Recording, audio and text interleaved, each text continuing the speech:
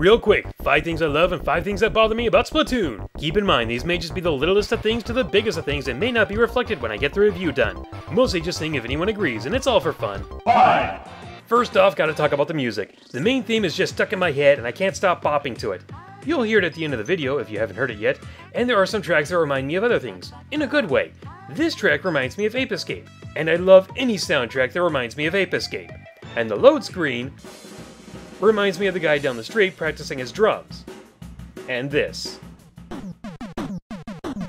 You can't unhear it. 4. So many clothes, so many abilities, so much to drool over.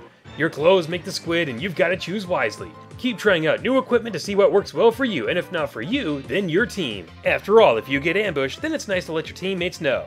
Gotta take one for the group sometimes. 3. I was a bit worried that the single player mode wouldn't be anywhere near as good as the online mode and would just feel tacked on. I can say that while it's nowhere near as addictive as the online mode, it certainly doesn't feel tacked on. They put some thought into the level designs and actually built the single player mode around the mechanics, as well as hidden goodies that can help you out in the online mode. Plus, I feel that completing the single player mode will make you a better player in the long run, or at least give you some good practice. Oh, and that final boss? That guy's got some endurance, let me tell ya. 2. And I'll use this one, and this one, and this one. Each weapon has its strengths and weaknesses, as well as sub-weapons that can help pick up the slack.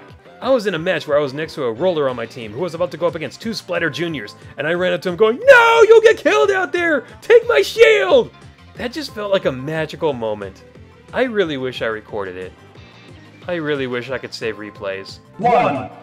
Did I forget to mention the online mode is addictive and hard to put down and addictive and fun and addictive and addictive? And it's hard to think because I'm having so much fun and it's addictive and subliminal and fun? Whether it's just to see how 8 people do on 2 teams, and then switching sides every so often, or even to see what Miiverse posts pop up, it's an enjoyable ride. Plus, winning or losing, you'll still get points to raise your level, which will let you unlock more stuff to try out. A typical thing for shooters, but welcome nonetheless. With more modes coming out in the future, Splatoon is going to be Nintendo's big online game this generation. It's not perfect and lags a bit, but for the most part it's smooth and fun. The way a good online game should be. Now, let's switch sides. 5. Skip it, skip it, skip it. Skip it, skip it, skip it. Skip it, skip it, skip it. I already know about all this stuff. Why do I need to say it every time I turn on the game? Please give us a skip button in the future. 4. Like I said earlier, many of the entries on these lists are not too big and mostly just kind of like little tiny things. Even just little nitpicks, like the fact that the entry points to the single player mode are invisible. There have been times where I got lost just looking for where an entrance was, and usually it was in plain sight. I appreciate the puzzle-like element, but that just felt mean. 3. Your equipment is fun to use. Too bad you have to leave a match just to try out another set. How hard can it be to just have 3 custom sets while waiting for the match to begin? Other shooters can do this, and I find it confusing as to why it feels so limited in that department.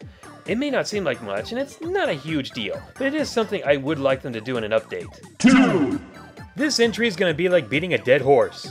And I'm going to beat that dead horse until it's glue. Then I'm going to beat the glue until it's dust. The no voice chat option is a huge letdown. For a game focused on teamwork, communicating can make the difference between victory and defeat. Look, I perfectly understand why Nintendo didn't allow it. I have it as my 3rd entry in the unpleasant sounds in video games list. But you know, you could mute a player or have it with friends only, which would be really nice cause then I don't have to have Skype running while my game is on. If we can only have it with friends, I'd gladly take it. It's not a deal breaker as it's not hard to lose track of some of your teammates thanks to some of the small but well thought out maps. But it would add an extra layer to the game. 1. Please let me use another controller. I don't have a problem with the controls of the gamepad. It feels just fine in my hands. But if you bring a battery life, then yeah, I'd much rather use a Pro Controller as that thing doesn't know when to die. And I know it's only a matter of time before I lose track of time and the gamepad gives out on me. No, I don't have an extra outlet near me so I can play and charge at the same time. At least not in a comfortable way. So for the rest of this week, whenever I'm not playing Splatoon, I'll be trying to get a review for it done. I can't promise I'll get it done right away, cause I don't know when to put the game down, but I'll do what I can. Later everyone, and stay fresh. This game's gonna grow on you, so beware.